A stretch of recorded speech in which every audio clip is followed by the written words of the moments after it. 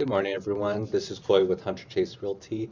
I just want to thank everyone for voting yesterday so far, and all these wonderful people that are just sharing. This is great. Thank you so much. Wanted to show you also how to vote. You can click on voteforkhoi.com. You can type it into your address bar on your phone. Voteforkhoi.com. Khoi. All right, so it's going to take you here. You're going to click here to create an account. Okay, you can log in with Facebook. If you already have an account, sign in there, or you can create an account. It's just that easy. So let's say we want to log in with Facebook. It's already logged in. I can just press OK. It's going to have a thumbs up right here. Just click on that, and it says, "Thank you. We have received your vote."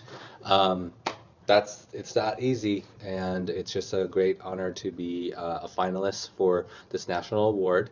Wanted to remind you that if you're on the same Wi-Fi network, it's going to count your IP as one vote. So if you're, in an office or you're with your family or partner, it's good, and you're on Wi-Fi, it's going to count as one vote. So turn off Wi-Fi, get your IP address to be just, for example, just your phone.